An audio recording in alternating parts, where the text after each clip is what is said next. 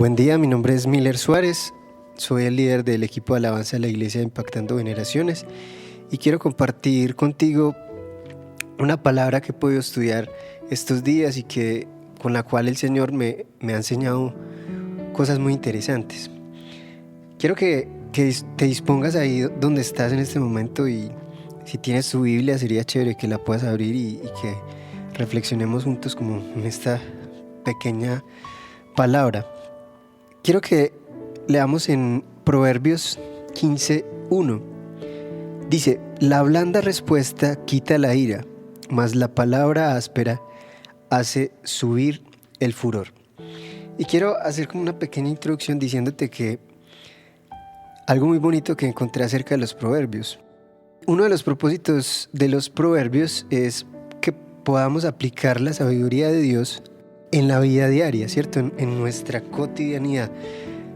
Por eso es chévere leer los proverbios y ver que está escrito de una manera muy clara para que sea fácil que podamos llevar a cabo o tener estas acciones en nuestra cotidianidad, en nuestra vida diaria, en lo que hacemos día a día, ¿cierto? Y en este caso, en este versículo, nos habla de un caso muy específico, ¿cierto? Y es cuando alguien habla con ira, ¿cierto? Cuando alguien de pronto se dirige a nosotros o se dirige a otra persona de la manera no adecuada, ¿cierto? En este caso, la ira. Pero entonces surge como una pregunta. ¿Cuál es la manera correcta para responder a alguien que está hablando, en este caso con ira, ¿cierto? Y la palabra nos insta a que nuestra respuesta debe ser blanda, ¿cierto? ¿Por qué blanda? Porque la palabra áspera, que sería lo opuesto a blanda, haría subir el furor. Yo quiero ponerte un ejemplo acerca de esto para que lo podamos entender mucho mejor, ¿cierto? Para que podamos como profundizar más esto. Quiero que leamos una historia que está en Juan, capítulo 8, del versículo 1 al versículo 11, y aquí habla en una ocasión que Jesús estaba enseñando. Estaban pues varias personas, entre ellos escribas y fariseos, ¿cierto? Que eran aquellos que estudiaban la ley, que conocían muy bien la ley. Entonces en este momento traen a Jesús una mujer que fue sorprendida en adulterio. Le dicen a Jesús: Maestro, nosotros que conocemos la ley de Moisés, ¿cierto? La ley antigua, sabemos que lo que le debe pasar a esta mujer es que la apedreen, ¿cierto? Debemos apedrearla. Es muy curioso, o es muy importante, que en medio de palabras hirientes llega la tentación de responder con ira. En medio de estas palabras que estaban hablando acerca de esta mujer que fue sorprendida y que el juicio que ellos debían tener acerca de estas acciones de esta mujer era apedrearla, ¿cierto? Era golpearla, era hacer mal contra ella. Y entonces es muy curioso porque en el versículo 6 los escribas y los fariseos tientan a Jesús, ¿cierto? Lo tientan de qué manera, de que ellos conocían la ley y querían saber cómo iba a reaccionar, ¿cierto? ¿Qué iba a decir acerca de esto? Pero lo tientan de alguna manera para que haga cumplir esa ley y apedreen a esta mujer. Pero la actitud de Jesús acá es el ejemplo que nos ayuda a entender claramente lo que dice Proverbios 15:1. En los momentos donde fallamos y pecamos, Jesús nos mira con una mirada de compasión y amor, ¿cierto? Esto lo podemos ver en el versículo 10, porque Jesús lo que hace, lo que narra la historia, es que dice a las personas: ¿acaso alguno de ustedes no ha pecado? El que esté libre de pecado, que tire la primera piedra. Y entonces los hombres se sintieron de alguna manera confrontados por lo que dijo Jesús y por esta respuesta blanda, que era como muy contradictorio a lo que los fariseos y los escribas le estaban diciendo a Jesús de apedrearla. Entonces, al sentirse confrontados, fueron saliendo uno a uno y soltando las piedras. Y en medio de situaciones como estas, ¿cierto? Donde estamos en medio de palabras hirientes, debemos ser humildes e inclinarnos al amor y no juzgar a los demás, pero sí a través del amor guiar a la obediencia. Es muy importante porque Jesús en el versículo 11 le dice a la mujer adúltera: vete y no peques más. Y aquí es muy importante entender que Jesús no estaba de acuerdo con el pecado de aquella mujer, que Él tuvo amor y compasión hacia ella, pero le hace saber que no está bien lo que hizo, ¿cierto?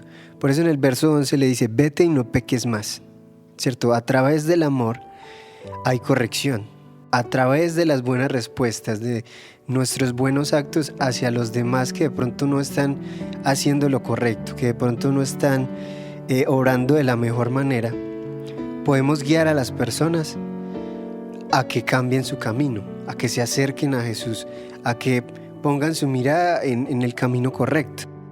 Y como conclusión, yo quiero dejarte esto para que pienses, que en aquellos momentos de tensión donde lo más fácil es responder de manera hiriente o áspera, pensemos en Jesús, ¿cierto? Pensemos en aquel ejemplo que Él nos da y seamos compasivos y reflejemos el mismo amor que Él ha dado a nosotros. Si nosotros recibimos tanto amor de parte de Dios hacia nosotros, ¿por qué nosotros no demostrar ese mismo amor a los demás, a aquellos que de pronto no nos tratan de la mejor manera? Ese es el reto, no es fácil, ¿cierto? No es fácil ser amoroso, no es fácil perdonar cuando nos tratan de pronto mal, cuando nos dicen palabras que no son ciertas acerca de nosotros, pero ese es el reto, que mostremos aquel amor que Jesús muestra a nosotros, porque nosotros también le fallamos a Jesús, porque nosotros a veces también le hablamos de la manera incorrecta o hablamos de pronto de la manera incorrecta hacia Él o de Él. También somos pecadores, pero aún así Él nos mira con amor y compasión. El reto es que de la misma manera miremos a los demás, a los que nos ofenden. Quiero invitarte para que podamos orar. Dios, gracias por tu palabra, gracias porque nos permites reflexionar, porque nos permites entender una palabra que encontramos en Proverbios y lo podemos ver a través de la vida de Jesús, que es el mejor ejemplo que podemos tener para resolver nuestras cosas cotidianas, para resolver aquellos problemas, para entender cómo debemos obrar frente a algunas situaciones. Gracias porque eres bueno, porque has tenido misericordia de nosotros, Dios. Y quiero orarte, Señor, de una manera especial por la economía de nuestro país. Padre, tú sabes lo que ha pasado durante todo este tiempo, tú sabes cómo se ha afectado la economía durante esta cuarentena, durante este tiempo donde los negocios han tenido que cerrar, donde aquellos que sobrevivían de vender productos han tenido que dejarlo de hacer, o aquellos que trabajan en restaurante o que trabajan en transporte. Tantas empresas, Dios, se han visto afectadas. Yo quiero pedirte por la economía, Dios. Pero la economía parte, Señor, de la particularidad de tantas personas, de tantos casos diferentes. Permite, Dios, que las cosas se puedan restablecer, que las personas puedan volver a sus trabajos, que puedan volver, Dios, para pagar sus deudas, pagar y cubrir sus necesidades básicas que son tan importantes, Dios. Pero gracias porque en medio de situaciones, Dios, tú no nos has dejado y nos has sustentado, Dios. Has cumplido aquella palabra que dice que no nos dejarás ni nos desampararás, Dios. Por eso ayúdanos en todo este tiempo, en este proceso que falta, Dios, de este virus, de esta pandemia, Dios, y que podamos ver cómo la economía de nuestro país se restaura y se levanta, Dios. Te doy muchas gracias en el nombre de Jesús. Amén. Te doy muchas gracias por escuchar este audio compártelo con otras personas, no dejes de estar atento a nuestras redes sociales, en YouTube, en Facebook, en Instagram, y ahí estamos subiendo más audios como estos. Si te gustó, no dejes de compartirlo y compartir tantos audios que estamos subiendo día tras día. Que Dios te bendiga, muchas gracias por escuchar hasta el final.